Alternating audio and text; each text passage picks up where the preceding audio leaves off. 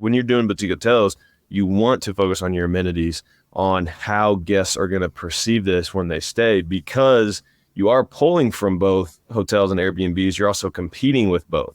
So you've got to be able to stand out and have the appeal factors. You've got to have the amenities like we have here: indoor pool and hot tub, outdoor pool and hot tubs, and kiddie pools, and the pavilions, the pool bars. You have to have all those things to attract people in the playgrounds, especially if you're having families and kids. It's more of the experience, what people get when they stay, and what it is that brings them in. Welcome to the Physicians and Properties Podcast, the show where we teach you how investing in real estate can give you the freedom to practice medicine and live life how you want. Doctor! Doctor! Doctor! Doctor! Doctor! Now, here's your host, Dr. 𝐓𝐢𝐦𝐿𝐥 Hello, everyone. Dr. 𝐓𝐢𝐿𝐥 here with another episode of the Physicians and Properties Podcast. I am fired up on this Sunday morning. Just got off recording an episode with my buddy Blake Dailey where we talked all about boutique hotel investing. It is such an incredible asset class, and I think boutique hotel investing, residential assisted living are two incredible asset classes that are set up so well for success now and into the future. So if you're looking for an asset class to invest in and you're interested in short-term rentals, or you have a few short-term rentals and you're thinking about, hey, how can I scale that up to the commercial side? This is the episode for you. Blake Dailey is a good friend of mine, an Air Force veteran who just recently left active duty, who started with a single Airbnb unit that he house hacked. And we hit on the importance of house hacking here, who started with that single Airbnb unit, and over the last 5 years has scaled his business to 4 states, 30 employees, over 200 current STR listings that generate millions a year in revenue. And we have partnered together on the Tremont Lodge in the Smoky Mountains of Colorado, and we've talked a lot about that and the importance and the incredible benefit of building a good team and community to surround yourself with to help you grow even faster. We hit the nitty gritty on why boutique hotel investing is such an incredible investment opportunity, both on the active side, if you're looking to scale into it, and on the passive side, if you're looking for passive investments. This was a fantastic episode. Grateful for Blake, grateful for his time. So without any further ado, let's get started with today's episode with my friend, Blake Dailey. Blake Dailey, welcome to the Physicians and Properties Podcast, buddy. Thanks for joining us early on a Sunday morning. I appreciate it. How are things going, man? It's good to be here, man. Thanks for having me. Things are good. I'm at the hotel right now. We're kicking out some operations. We got 107 checkouts today, so it's going to be a busy day, but it's good. It means we're fully booked. So. That's awesome. At the hotel in Tennessee, and folks who don't know, Blake is a boutique hotel investor. He's crushing it. We'll talk a lot more about that, but him and I got to partner with some other awesome partners on a hotel in the Smoky Mountains of Tennessee.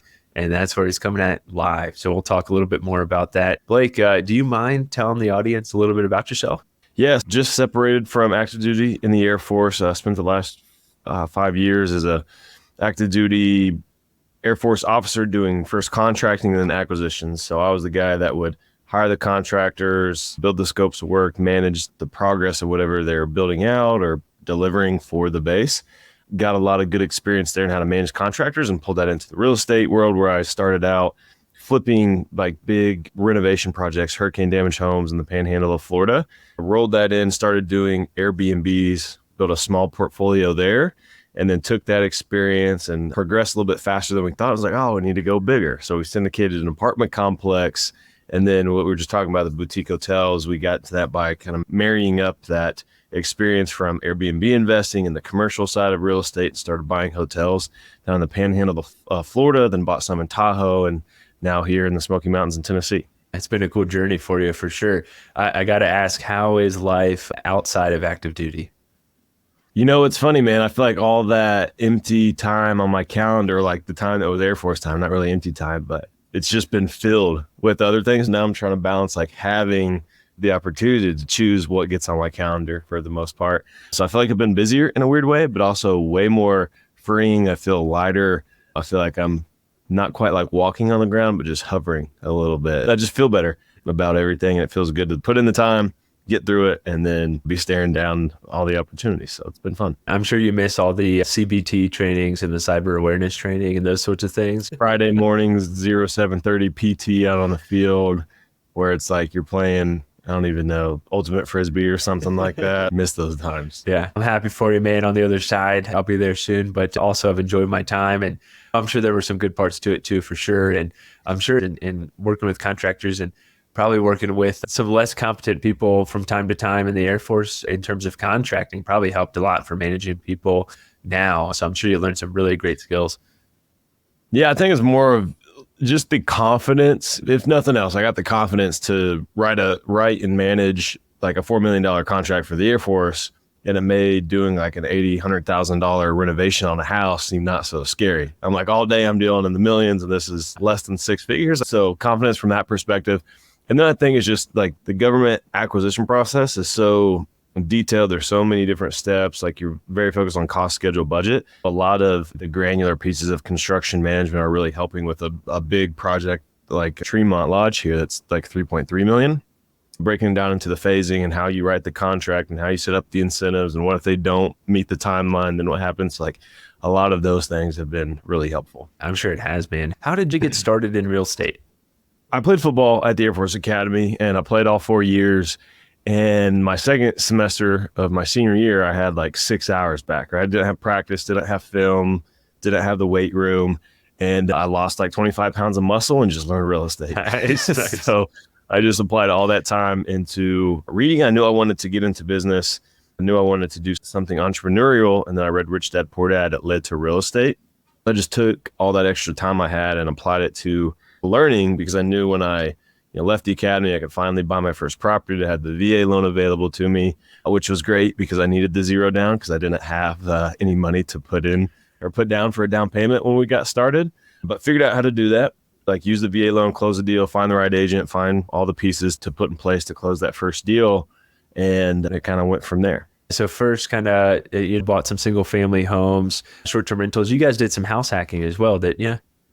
We did. That was our very first deal. We've still done it up until recently. Our first one was a house with a guest house. We rented the mother-in-law unit on Airbnb. We got paid to live there for free. We had positive net cash flow after all the expenses, and we were getting BAH and living in the house for free, which is great. So like, we got to go do another one of these. So we went and bought another house that was the same setup, but now like the whole main house was all pretty much added cash flow, because we knew that like the guest unit would already cover all the expenses. So like, while we're still down in the panhandle of Florida, I found a nice little niche of buying these main houses with guest houses, because we're buying them for the price of a single family home. Like, agents don't know how to price them. Oftentimes not even counting like the square footage of these extra units, especially if it's detached, because they're not looking at it as an investment opportunity, as a way to house hack, or as a way to do the things that we were doing.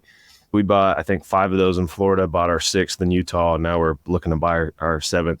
That we're under contract here in Tennessee. That's like a detached above garage apartment that will rent, pay for the house. The whole time we've been doing this, and probably have close to $1 million of equity, and have never paid to live in any of the houses that we've had over the last 5 years. So that's been a great strategy. Through that, we managed the Airbnbs, learned that side of it, and it just snowballs over time. I think everybody should house hack, and people think that means you got to like share bedrooms in your house with people, and you're going to be interacting with people all the time. And I know docs are like really afraid of that, but any residents that are listening to this, or you're just getting out of med school, like that's a great way to buy a house, live in it for free, or make money while you're in residency. And I will say the last 2 that we've bought, this next one will be the same way. It's a detached place on the same property, has its legit own driveway.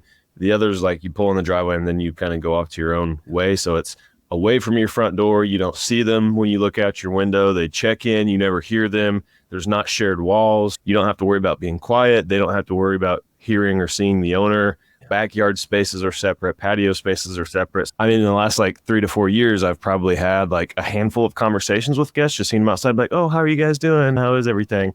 But other than that, I've got the team that does the messaging for them, the maintenance. If there's issues, I don't deal with them when there's problems. I don't see them when they check in. We've got the house paid for to not have any guest management, or like hardly even seeing that there's people there. It'll just be like a car in the driveway and like, oh, cool, we're rented out for the night. That's good. We rent out our basement. We have a little kind of separate walkout apartment in the basement. And same thing, man. But if you average it out over 12 months, we live pretty much for free here in Colorado Springs. And it's just incredible. Minimal interaction. It took just a little bit of convincing for my wife, but we just put a few safety things in place, Ring camera, a couple extra locks on the door where you could come up the stairs into the house. Other than that, I'm like, if somebody wants to get to us bad enough, they can do it. It's not going to make a difference whether they're renting our basement or not. I don't think someone's going to pay us $2,000-$3,000 a month to try and break into our house. It's a great way. It just cuts out the expense at a time when you're not making that much. It makes a big difference. Yeah, you can use that to start investing in other deals and so forth as well. Blake, how did you make the jump from the house hacking the properties to boutique hotels? The first one was a manageable jump. We went from 8 residential units that were kind of all spread out to an 8-unit commercial building that would turn into the first boutique hotel. Like, here's 8 that are all kind of all over the place. I know how hard it is to manage them. They're all separate. They all got different materials that they're built with, different HVAC timelines. Like, stuff would go out. I'm always taking care of things, running around, dropping off supplies, whatever. But here on one side, I've got the laundry room there. All 8 units are there. Everything's going to be renovated. Everything's going to be the same. So making that jump seemed pretty reasonable at the time. And it didn't help that like the whole building, the whole 8 units was $357,000. It's like the cost of one of those houses was so cheap because it's a big value add. But that seemed like okay, I could see how this could work. I'm consolidating all the units in one location. I have my cleaners go to one location, maintenance, keep the extra supplies there, do laundry on site, and make it a really efficient operation, even more so than my 8 houses that I had over here. That's exactly how it worked. And then we saw the numbers on that first one, and I was like, man, we've got something here. We need to go buy some more of these things. But to get there, like that first year that we were investing, buying the Airbnbs, doing the renovations on them, furnishing them, and then renting them as short-term rentals. And that first year, we surpassed our W-2, or like my W-2 income. When I say our, like me and my wife, surpassed our W-2 income with our net cash flow. I was like, man, we need to readjust our goals, go bigger. That got us into the commercial side of real estate, where the deals are bigger, the profits are bigger, it's more scalable, it's more efficient. You have property managers and everything that you need to not manage the deals yourself like I was with the smaller ones. So learn the commercial side, learn how to underwrite, learn how to raise capital and put together a deal, how to manage it, how to finance it. Like commercial real estate's very different. And then just married those two things together, started looking for hotels because multifamily got expensive.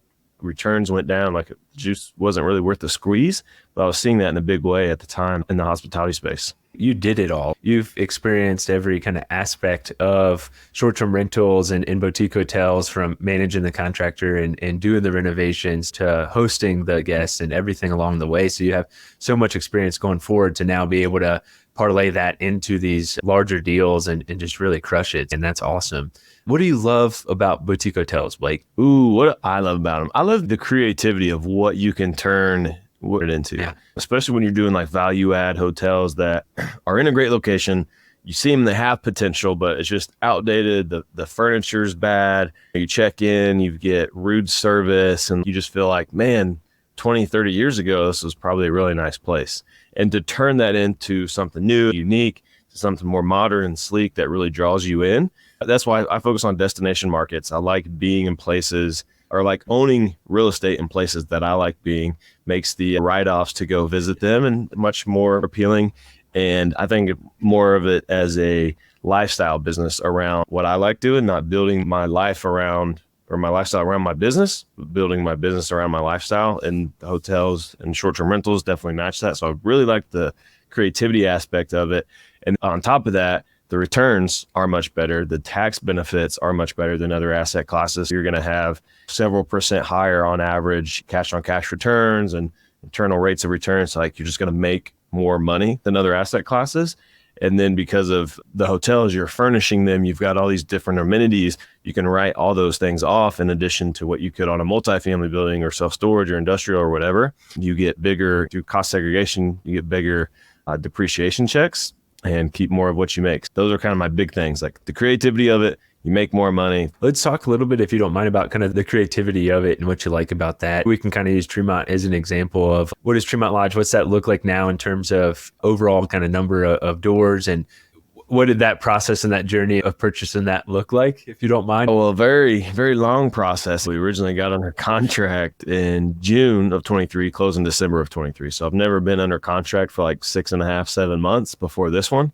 A lot of things led to that. Investors backing out, banks dropping after they had already got through underwriting and looked at it and everything. It seemed like everything was going wrong. I think 2023 was a really hard year. 1, to raise money. 2, to get like commercial financing for a value add hospitality asset where the income would not cover the debt service, because like we're purchasing it, it's going to have a higher mortgage. The current income would not be enough to support that.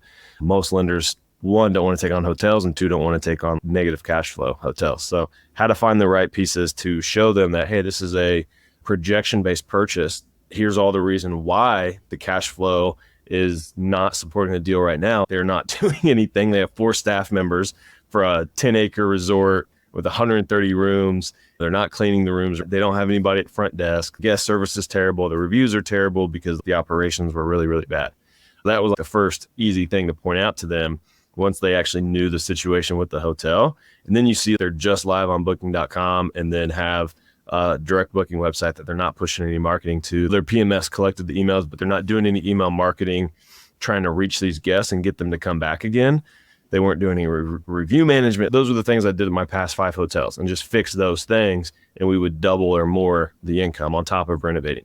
So we could probably, over time, like 1.5x to 2x the income of this property just by operating it better and fixing up the deferred maintenance and getting the property in better like physical shape, the appearance of it.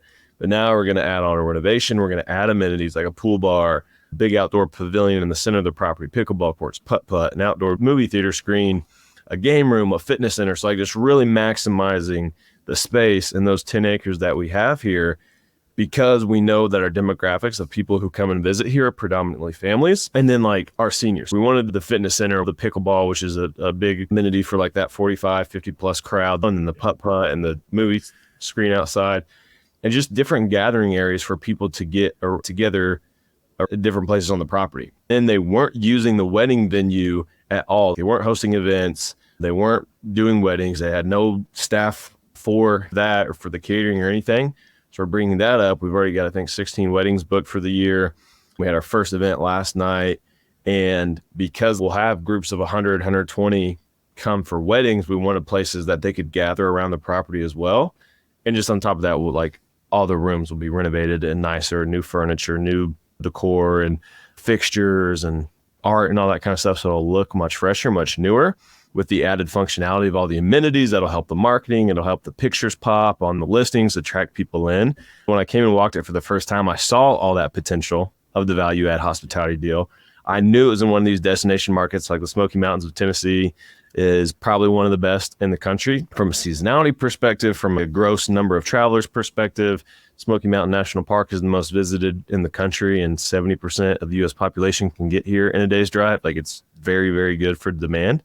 And then we had a good asset close to the national park that was just poorly ran, outdated, had all of the bones and the potential to be something great. And it's just creating that and then marketing that and collecting the income from it. Tremont's going to be epic, and so excited to be on the journey with you guys and see what it's going to become and to hang out there. It's going to be like the flagship of a new standard. There's going to be so much cool stuff here, and then it's just about reaching the right people, getting the right kind of publicity from this as it progresses, and we can show what's being done. I think it's going to be a very, very special hotel. I completely agree. It's going to be awesome. You hit on a lot of the things that I think are so important. The location is incredible. So many people can get to it. It's 2.1 miles or so out from the gate there in Townsend, Tennessee. It goes all the way through Townsend right to the national parks. So like people can just hop on that, walk down there, bike down. Even today, it's raining. I see people out there walking. If folks aren't familiar with like commercial properties and how you can add value to them and how that relates to returns, do you mind kind of sharing that of like, hey, if we increase the average daily rate or average nightly rate,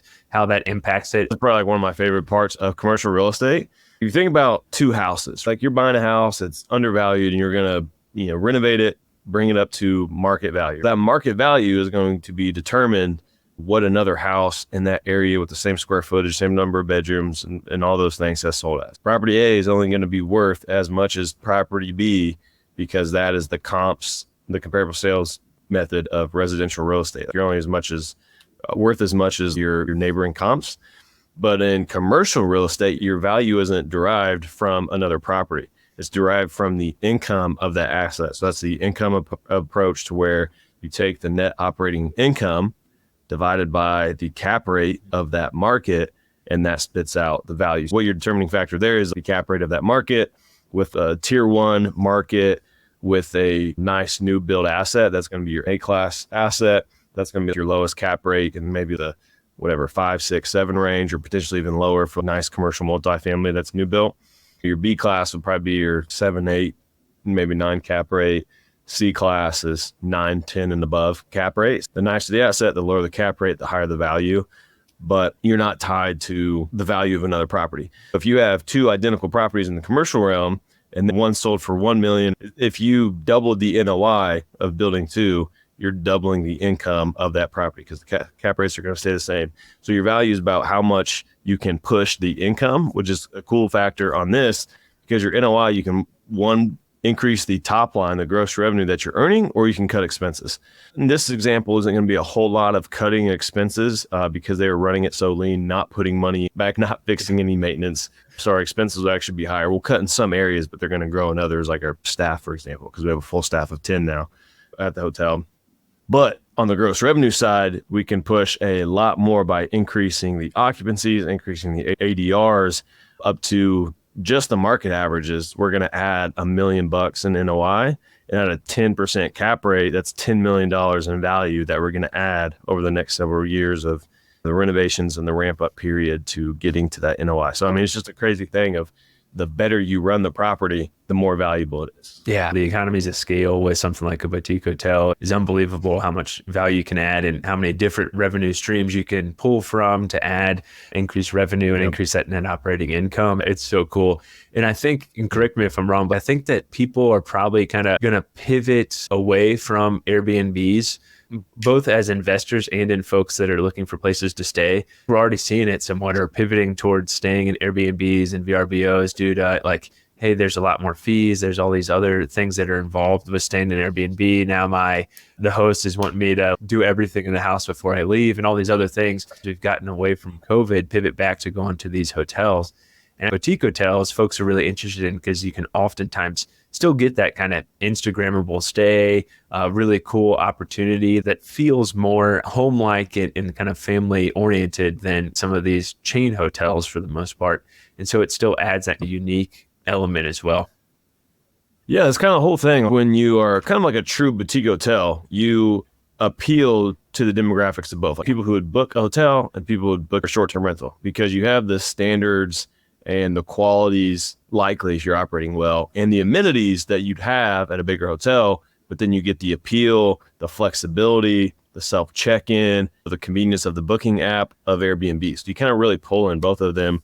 And I think you're absolutely right. Like, more people have pulled away from just the Airbnb. Like recently, Airbnb's been doing these campaigns to get people to stay, instead of in hotels, to stay in Airbnbs. Their whole premise is that they can double their annual revenue if they just get out of 10 people who stay in hotels to stay in an Airbnb over the next time frame. On social media, on YouTube, I think they've had TV ads as well of like, why stay in a hotel? It's your living room, it's your bedroom, it's all that kind of stuff. And then they like pop out that hotel room and it's got multiple rooms. Like, this is why you stay in an Airbnb, because you get all this extra space. I think they're going to lose that value battle with hotels. And I think they probably have been, because just recently we've seen Airbnb icons come out. So it's like something that's 2 or 3 weeks old.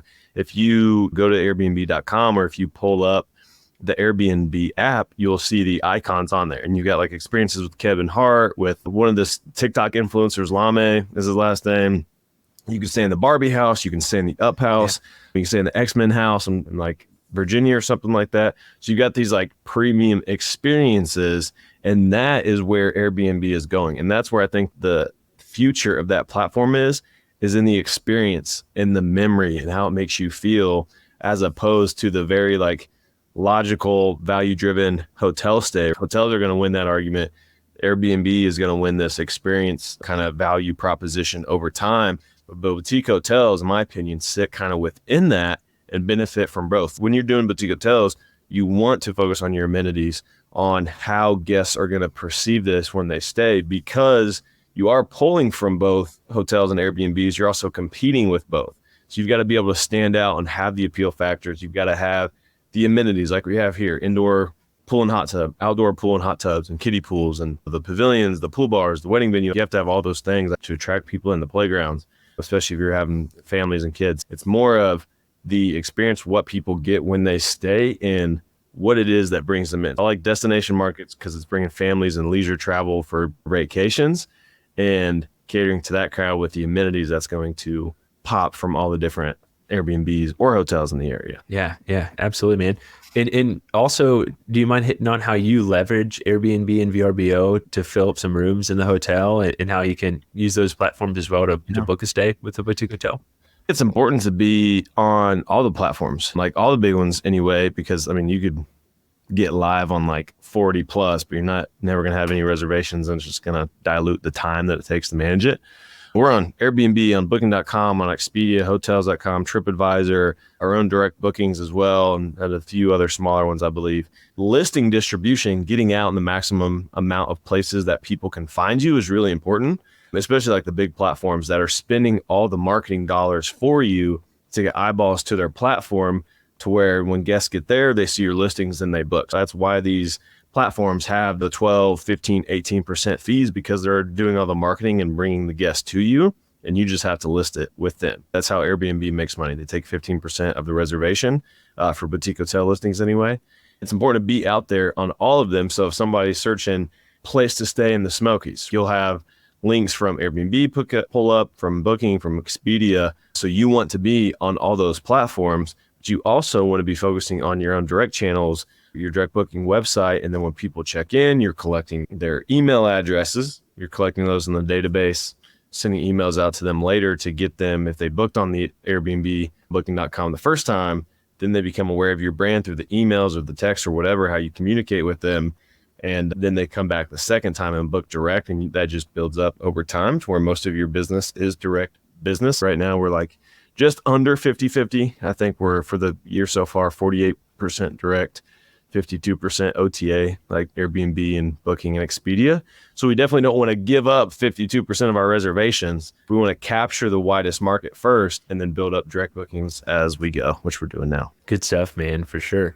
Well, I love residential assisted living, but I will say boutique hotels are probably number two there. They're way cooler. And I think those two asset classes, there's so much potential for them now and into the future. We're seeing a lot of Airbnb investors, a lot of folks who have a couple Airbnb short-term rentals realize, hey, I can start investing in boutique hotels and I'm still getting all the things I really enjoy out of my short-term rentals, but I can do it with economies of scale, with way more tax benefits, and make things more streamlined and more efficient. I know you educate a lot of folks on boutique hotels. Is that what you're seeing, kind of that transition? You pretty much just hit it, and kind of expand on it. The Airbnb investors, short-term rental investors, have been doing that for the last several years, are now getting better. They've done some more deals. They've got some traction and some experience under their belt. Now they're leveraging that similar to how I did, and buying bigger deals to get the commercial benefits, to not be limited by the comps of the neighborhood anymore. Because that's a big thing with Airbnb, is this same house as a long-term rental might be doing $2,000 a month. It grosses $2,400 a year. But as a short-term rental, you might gross $100,000 a year and be worth no more because it's a residential asset and you're kind of capped at your comps. So that's kind of pushing people. Regulation is pushing people. New York, Dallas, LA, Atlanta, all these different markets across the country have enacted short-term rental regulation and taken markets offline. It's really impacted investors' businesses. It's limited the markets that STR investors can get into, and competition on residential homes to purchase them, to make them Airbnbs, is already at an all-time high. 8% interest rates, super low supply. Prices are still rising. There's just not good opportunities. There's a lot of different things that are pushing people over to the commercial side. I'm trying to give people the education, the help they need to make that transition, understand how to run these things versus how you run residential short-term rentals. But then on the passive side too, like you get those same benefits, the economies of scale, a full team in place. Your operator can focus on managing the team and the marketing and driving the business, and not getting swept away by guest demands and things like that. Because you want your operator to focus on maximizing the business plan, not making every single guest happy. That's a different person's job. And then as the passive investor, get to spread out over multiple units. We have 130 units here. We're still making money when 80 of them or 90 of them are booked and the rest are vacant. But obviously, we're really crushing it in the high, like this weekend where we're fully booked. There's benefits on both sides. And I guess the big downside for somebody trying to buy their own is just the higher barrier to entry of getting in, raising more capital. If they haven't brought in passive investors before, how do you do that now? Because like you always hear the advice, if you find a good deal, the money will come. That's really easy to do when you only need $100K to close a deal on a residential side. But if you need $1 million, $1.5 million, now you need 10 or 15 people with $100K, and that gets harder to do. That's where I see a lot of people get stuck, spend a little bit more time is on the capital raise section on top of doing everything else, of the differences of commercial, getting the financing, closing the deal. Yeah. There's so many great benefits to passively investing in boutique hotels that you mentioned. And for doctors that are listening, the huge thing that we want to kind of foot stomp as well is the tax benefits. You mentioned it earlier briefly, how the tax benefits are incredible with boutique hotels with cost segregation studies. Yep. Folks who aren't familiar with cost segregation and how those benefits kind of trickle down to passive investors, do you mind hitting on that real quick, Blake? Essentially, your cost segregation report is done by a professional company. They come in and assess the value of all the different things at your property. What's cool is, I guess if I back up, they would put everything on a depreciation schedule and different things depreciate over different amounts of times. So say your building on commercial is 37 and a half years. Let's say you have appliances in that building that depreciate over 5 years. And then you have like FF&E, furniture, fixtures, and equipment that you can fully depreciate in year one. Because there's the different times that they'll look at everything in the building. They'll look at your flooring, appliances, pools, walkways, parking lots, electrical, HVAC. They'll look at all the different things. They'll build out the cost segregation report of how those things depreciate and how much you'll get to take in depreciation to offset your income. With hotels, why I really like them is because you have a lot more of the things that you can depreciate. The furniture in the rooms, all the walkways and the landscaping across the building. Like I've got multiple pools, the pools and the equipment and the surface of the pool, they depreciate quicker as well. Then we're putting in these big amenities like the pool bar and the pavilion. A lot of that will be depreciable on the 7, 5, or 1 year schedule as well. And then all of your furniture depreciates. We were able to take with the bonus depreciation in 2023 of 80%. We took 80% essentially, or 81% of invested capital written off in year one. And in year two, because we're doing the renovation and putting out the $3 million into the upgrades, a lot of that's going to come back in depreciation. We're going to have a lot of write-ups for year 1 and 2, and that can just be carried over to the eventual sale, to where people will make a lot of money on this deal and pay very little taxes on the income generated by it over the course of owning it. It's crazy to think about that you can write off 130 beds and all the other furniture, which you can't do with apartments, of course. So it's just really, really cool to see that. Yeah, because you don't own the stuff. Yeah. Blake, you're a great educator, and I know you're really teaching a lot of folks in the space about boutique hotels. You got some big events and things coming up in the future. You want to chat a little bit more about that? Yeah, we talked earlier about like teaching people how to get into boutique hotel investing and make that transition from residential to short-term rental, or just to buy their first hotel. As part of that is buying the new hotel. We've got the venue on site. We've got a place to house everybody if we were to have an event. So I was like, hey, let's throw an event here. So we've got the first ever Boutique Hotel Con coming in September 13th to the 15th, hosting it at the hotel. Super excited to have everybody here to see an actual boutique hotel project in person and visualize all the things that we're talking about when hosting it at the hotel. We're going to have some really good speakers. Food and lodging is included in that. I was like, how can I just make this the most valuable? It's literally just get a flight, get here, and the rest is taken care of. Man, that's awesome. We'll put a link to that in the show notes for sure.